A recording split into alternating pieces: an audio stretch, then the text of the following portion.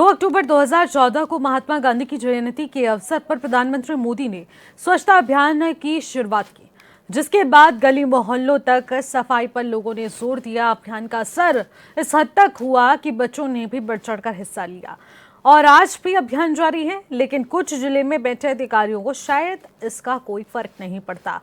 यही वजह है कि यूपी के सिद्धार्थनगर में नेपाल को जोड़ने वाली सड़क किनारे कूड़े का अंबार लगा है, लेकिन कोई जिम्मेदारी लेने को तैयार नहीं। तो आपने तस्वीरें देखी और आखिरकार समझे होंगे कि किस तरीके से स्वच्छ भारत अभियान की धज्जियां उड़ाई जा रही हैं। कुछ जिम्मेदार अधिकारी जो पद का गलत फायदा उठा रहे हैं और जो सरकार की छवि धूमिल करने की कोशिश कर रहे हैं। स्वच्छता पर खास ध्यान नहीं रखा जा रहा है और कूड़ा घर होने के बावजूद भी सड़कों को कूड़ा घर बनाया जा रहा है। लेकिन आखिरकार क्यों हो रहा है और कितने लंबे समय से हो रहा है, और आखिरकार इतना सब कुछ होने के बाद भी क्यों जिम्मेदार अधिकारियों की आंखें नहीं खुल पा रही हैं। इसी पर बातचीत करेंगे। हमारे साथ इस रिपोर्ट के साथ संवाददाता ब्रजेश कुमार पांडे जुड़ रहे हैं। सीधे रुख करते हैं उनका। ब्रजेश, आखिरकार क्यों ऐसे हालात हैं कि घर पूरी तरीके से ऐसा बन चुका है कि ये कूड़ा घर नहीं है बल्कि ये सड़क है, लेकिन इन तस्वीरों को लेकर जिम्मेदार अधिकारी कब जागेंगे?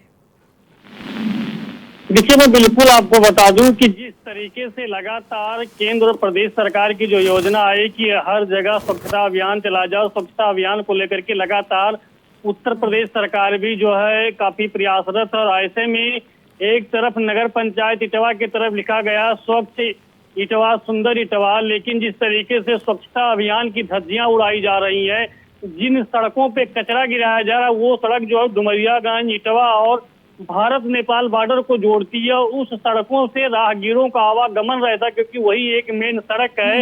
लेकिन इसके बावजूद भी वहाँ के जो अधिशासी अधिकारी हो या फिर वहाँ के जो चेयरमैन विकास जायसवाल हो, ऐसे में उन लोगों के द्वारा जो है उस पर कोई नजर नहीं पड़ती है। जहाँ एक तरफ कहीं ना कहीं लगातार सरकार की छवि को धूमिल करने में लगे रहते हैं। लेकिन आखिरकार कितने लंबे समय से यहाँ यूं ही सड़क पर कूड़ा फेंक दिया जा रहा है? देखिए, जिस तरीके से वहां कचरा गिराया जा रहा है, जहां तक देखा गया है कि जब से इटवा नगर पंचायत बना है कुछ समय के लिए दूसरे जगहों पे गिराया गया था, लेकिन इसके बावजूद भी तब से देखा जा रहा है लगातार उसी स्थान पे कचरा गिराया जा रहा है, जिससे लोगों को दुर्गंध का शिकार होना पड़ता है और रहते समय वहां उसको जला दिया जाता है।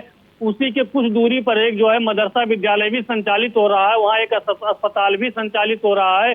लेकिन ऐसे में कहीं ना कहीं अगर देखा जाए तो इटवा नगर पंचायत के जो भ्रष्टाचार है चरम सीमा पर है, क्योंकि ऐसे अधिशासी अधिकारी हो फिर यहाँ के जो भी कर्मचारी, जब मेरे द्वारा वहाँ के जो बाबू थे उनसे पूछा गया कि आपके माध्यम से कचरा यहाँ सड़क के बगल में गिराया जा रहा, तो उनके द्वारा कहा गया मैं इसको हटवा दे रहा हूँ। लेकिन कहीं ना कहीं अगर देखा जाए तो ये सबसे बड़ी जो है भ्रष्टाचार और लापरवाही है। जिस तरीके से सरकार लगातार स्वच्छता अभियान को लेकर के जागरूक होती है, स्वच्छता अभियान की मुहिम चलाती है, लेकिन इसके बावजूद भी वहां जो है कचरा गिराया जाता है। जी बिल्कुल ब्रजेश, ये बेहद शर्मनाक बात है कि आखिरकार सरकार, प्रशासनिक अमला इससे बहुत अच्छे तरीके से वाकिफ है, लेकिन उसको नज़रअंदाज करने की कोशिश कहीं ना कहीं की जा रही है। लेकिन आखिरकार क्यों की जा रही है, इस बात का भी पता लगाना उतना ही ज़्यादा ज़रूरी हो जाता है। आप हमारे साथ बनी रहिएगा ब्रजेश। हमारे साथ इस वक्त विशाल श्रीवास्तव, प्रदेश उपाध्यक्ष समाजवादी मजदूर संघ के जुड़ रहे हैं, उनसे बातचीत करने की कोशिश करेंगे। विशाल जी, आखिरकार क्या कुछ कहना चाहेंगे इन तस्वीरों को लेकर? कब से ये इस तरीके से गंदगी का अंबार लगा हुआ है और इस पर अभी तक किसी ने आवाज़ बुलंद क्यों नहीं की?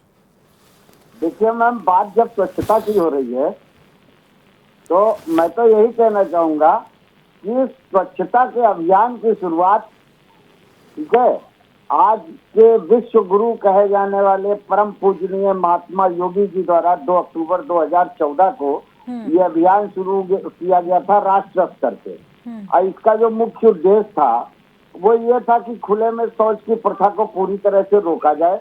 लेकिन सवाल ये उठ रहा है कि क्या खुले में शौच की प्रथा को पूरी तरह रोका जा सका?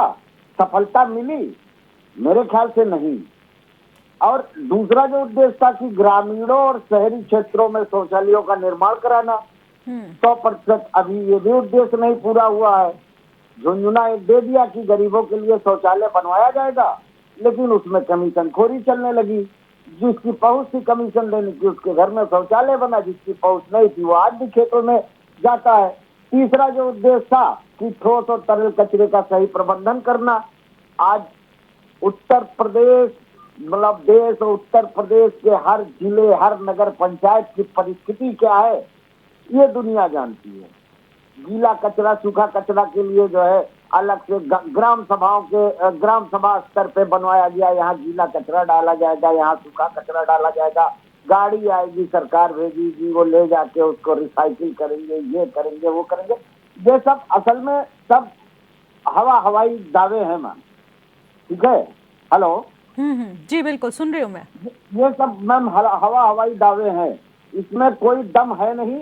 और अगर मैं आगे आपको बताऊं तो सीधे तौर पे तो मैं यही कहना चाहूंगा मैम। हेलो। जी जी विशाल सीधे जी। तौर पे यही कहना चाहूंगा कि जब ये अभियान शुरू हुआ था हाँ। तो मोदी जी अपने रणबांकुरों के साथ में झाड़ू और डंडा, फावड़ा, कुदाल लेके और सब पूरा फोटो खिंचवाया गया। और मोदी जी के भाजपाई रणबांकुरे ये करेंगे, गंगा साफ करेंगे, वहां की नाली साफ करेंगे, वहां का नाला साफ करेंगे।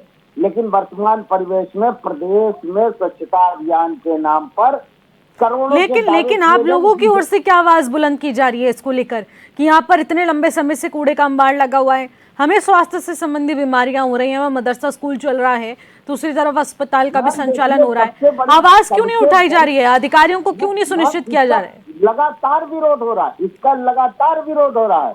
लेकिन ये तानाशाह सरकार ये बहरी बनी बैठी हुई है मैम। मैं आपको प्रत्यक्ष रूप से बता रहा हूँ, न जाने कितने संघर्ष प्रत्यक्ष रूप से मैं कर चुका हूँ। और संघर्ष करने वालों को इस सरकार के मुकदमे के अलावा सौगात और कुछ नहीं मिलता है। मैं आपको हकीकत बता रहा हूँ। न जाने तो विशाल जी, इस सड़क पर अगर कूड़ा फेंका जा रहा है तो क्या आसपास कोई कूड़ा घर नहीं है इस पंचायत का? मैम सब कुछ है, लेकिन वो सब फाइलों में दिखावे में है। मैं आपको हकीकत बता रहा हूँ। मैं एक एग्जाम्पल देने जा रहा हूँ आपको अस्पतालों का। अस्पतालों में बायोमेडिकल वेस्ट वगैरह होता है, उसका जो नियम है कि बायोमेडिकल वेस्ट देने वाली जो बायोमेडिकल वेस्ट का सर्टिफिकेट देने वाली एजेंसी होती है, कंपनी होती है, उनकी जिम्मेदारी होती है कि वो अपनी कचरे की गाड़ी लेके आए, बायोमेडिकल वेस्ट को वहां से उठाएं और ले जाके अलग अपने हिसाब से उसको डिस्ट्रॉय करें। लेकिन मैं आपको पूरे दावे के साथ में कह रहा हूँ, बायोमेडिकल वेस्ट का सर्टिफिकेट लेना सबके लिए, जो भी स्वास्थ्य सेवाओं से जुड़ा हुआ डॉक्टर है, अस्पताल है, जो भी है, पैथोलॉजीज हैं, सबको लेना जरूरी है। लेकिन उन बेचारों को आज भी इससे समझौता करना पड़ रहा है, क्योंकि वो पैसा लेके किनारे हो जाते हैं, बाकी कोई सुविधा वो देते नहीं है।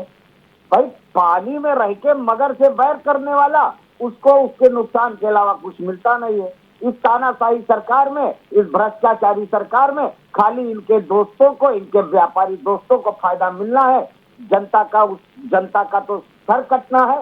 जनता चाहे गंध में रहे, चाहे गंदगी में रहे, उससे इनको कोई मतलब नहीं है। जेबें भर रही हैं, जेबें भर भर के। आज 2014 से पहले 150 करोड़ इनके खाते में हुआ करते थे, आज 10,000 करोड़ से ऊपर का इनका रेवेन्यू है। खाली कमीशनबाजी और भ्रष्टाचार फैला के ये जो है अपने आप जो है अपना ढोल बजा रहे हैं। लेकिन विशाल जी देखिए, समझने की ये जरूरत है ना कि आखिरकार सरकारी अमले अगर नहीं जागते हैं और इस पर तत्परता से कार्रवाई नहीं की जाती तो लोगों के स्वास्थ्य के साथ ही एक साफ तौर पर खिलवाड़ है। और सरकार को जानना होगा, प्रशासनिक अमले को भी सुनिश्चित ये करना होगा कि आखिरकार जब सफाई अभियान चलाया जा रहा है तो उसका पालन भी होना चाहिए। फांसीवादी सिद्धांत की राजनीति करने वाली ये भारतीय जनता पार्टी की सरकार सिर्फ जनता को ही नहीं, आप देखिए अभी हाल की घटनाओं पे आप गौर करिए। बच्चों के भविष्य के साथ ही खिलवाड़ कर रहे हैं, आम जनता के भविष्य के साथ में खिलवाड़ कर रहे हैं, गरीबों के भविष्य के साथ में खिलवाड़ कर रहे हैं, मजदूरों के भविष्य के साथ में खिलवाड़ कर रहे हैं। ये पूरे भारत को अपना गुलाम बना के और सारे भारत की डोर अपने हाथ में रख के पूरे भारत को अपने हिसाब से ड्राइव करने का इनका उद्देश्य। ठीक है विशाल जी, करेंगे इस पर विचार और जिम्मेदारों से भी पूछेंगे कि आखिरकार क्या ये सब करने के पीछे की मंशा भी यही निकलकर सामने आ रही है। बहुत बहुत शुक्रिया विशाल हमारे साथ जुड़ने के लिए। और इसी के साथ ब्रजेश, ये भी जानना चाहूँगी कि आखिरकार सरकार के पास वो तमाम सुविधाएं हैं, प्रशासन के पास अपना कूड़ा घर भी है, लेकिन उसके बावजूद भी ये कूड़ा एकत्रित करके सड़कों पर क्यों फेंका जा रहा है? आखिरकार कहाँ वो दिक्कतें आ रही हैं जो ये कूड़ा डंप जहाँ होना चाहिए था वहां ना होने की बजाय सड़कों पर डाल दिया जा रहा है? जी बिल्कुल, मैं आपको बता दूं कि जिस तरीके से जो कचरा सड़क पे गिराया जा रहा है, कहीं ना कहीं जो है नगर पंचायत की एक लापरवाही कहा जाए या भ्रष्टाचार कहा जाए। क्योंकि जिस तरीके से सरकार की जो योजना आई कि हर जो है नगर पंचायतों में एक कूड़ा केंद्र बनाया जाए और वो कूड़ा केंद्र ऐसे जगहों पे बनाया जाए जो आबादी से दूर हो, हाँ। जिससे यहाँ लोगों को किसी प्रकार की कोई दुर्गंध ना हो, लोगों को किसी प्रकार की कोई बीमारी ना हो। लेकिन यहाँ जो दिखाया गया कि साफ तौर से मेन सड़क पे गिराया जा रहा है, जिस सड़क से 24 घंटा लोगों का आवागमन रहता है, हाईवे सड़क है और जो भारत नेपाल की सीमा को जोड़ती है। तो ये कहीं ना कहीं जो है एक सबसे बड़ा भ्रष्टाचार है और नगर पंचायत की लापरवाही है। जिस तरीके से जो मामला ये सामने आया है, वहीं राहगीरों के द्वारा भी बताया गया कि इसी रास्ते से बच्चे आते जाते हैं, पढ़ने के लिए आते जाते हैं। लेकिन इसके बावजूद भी अगर जब नगर पंचायत के शासकीय अधिकारी हो या फिर वहां के जो चेयरमैन हो, सबसे बड़ी लापरवाही उन्हीं की है।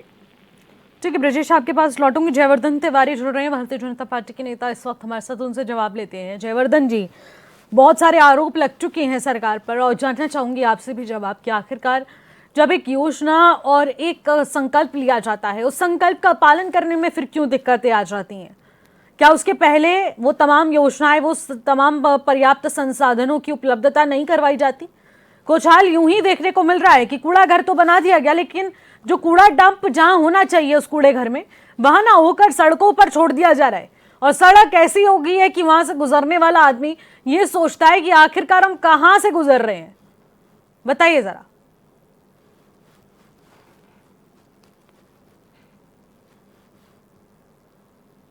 जयवर्धन जी, आवाज आ रही है आपको मेरी? ठीक है, जयवर्धन जी तक शायद आवाज नहीं पहुंच पा रही है, उनसे एक बार फिर से जुड़ने की कोशिश करेंगे। लेकिन ब्रजेश, सबसे बड़ा सवाल यही है कि आखिरकार कहाँ वो चीज़ें कम पड़ गई जहाँ, क्योंकि सड़कों पर अगर ये कूड़ा फेंकना पड़ रहा है तो एक बहुत बड़ी समस्या है।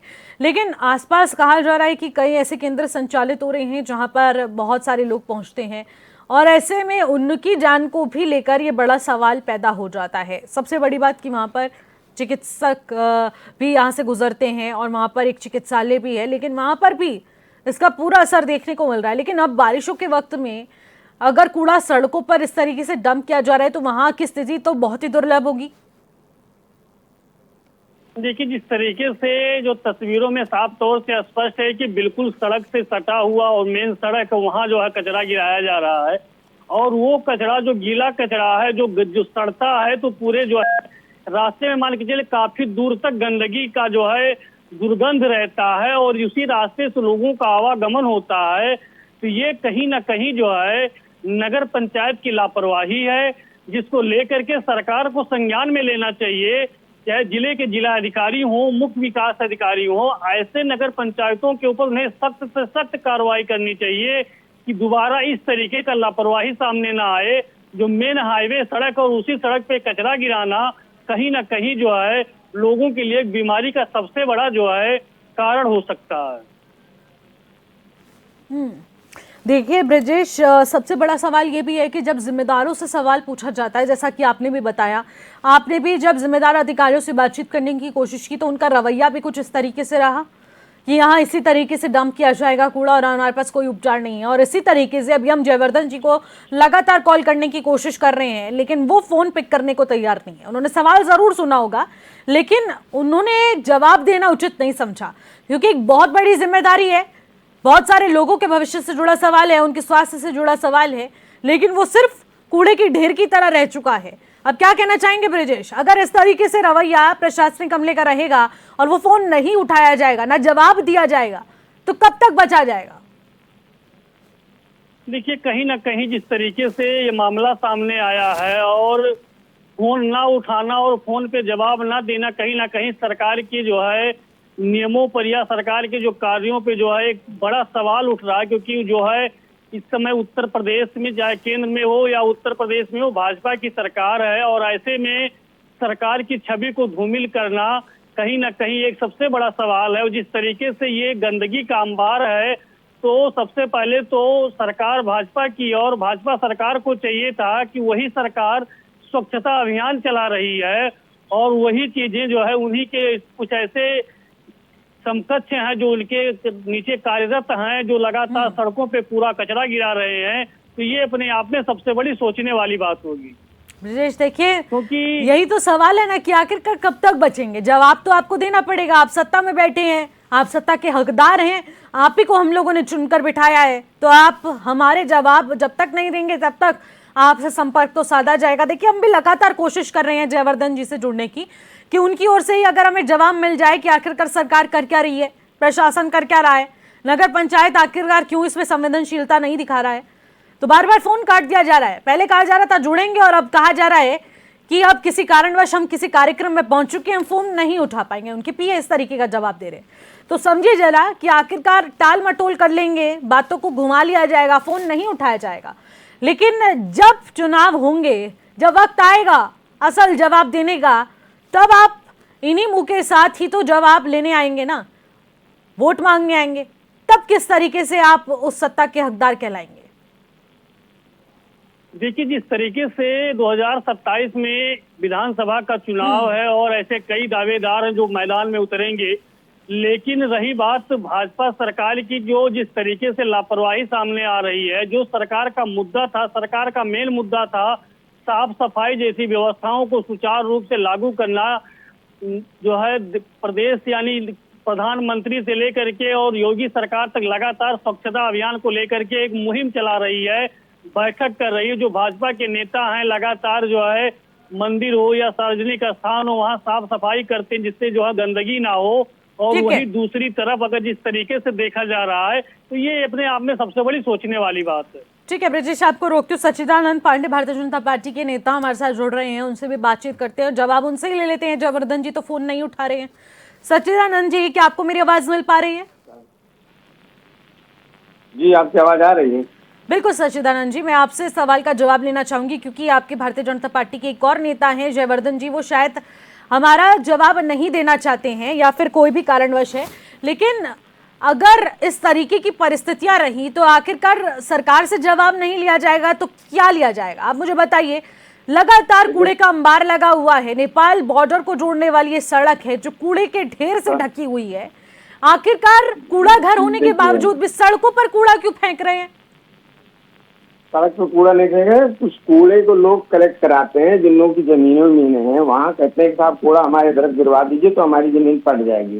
दूसरी चीज, कुछ नैतिक जिम्मेदारी भी भारतीय नागरिकों की होनी चाहिए। हमारा भी कुछ दायित्व बनता है काम भारतीय नागरिक होने के नाते कि हम भी सफाई पर ध्यान दें। सरकार हमारी इस पर पूरा फोकस करती है।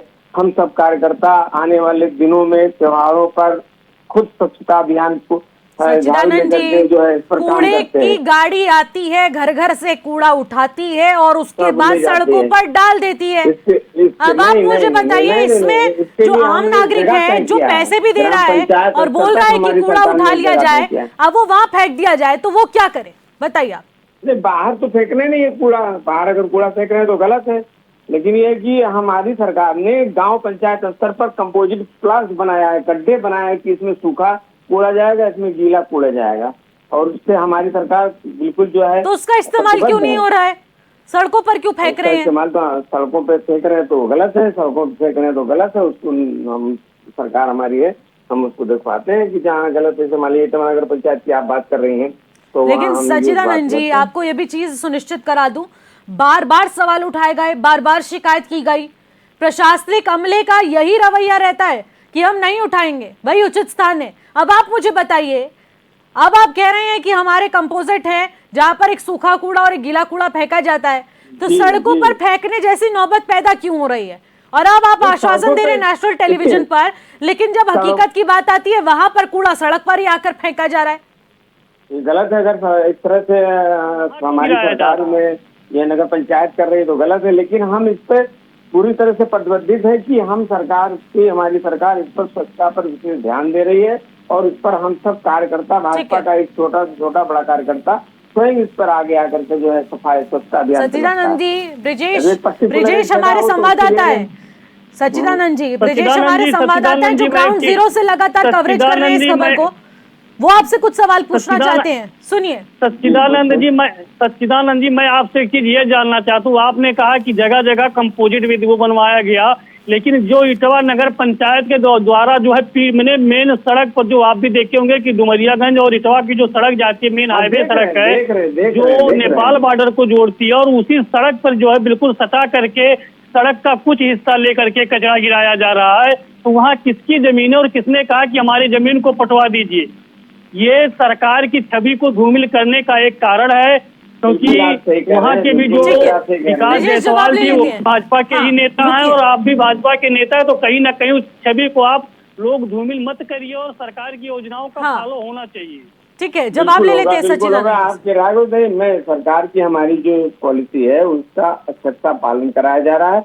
अगर इस तरह की कमियां हैं तो उस पर हम बात करते हैं यू से चेयरमैन से कि भाई इस तरह का ना कराया जाए, वहाँ रोका जाए।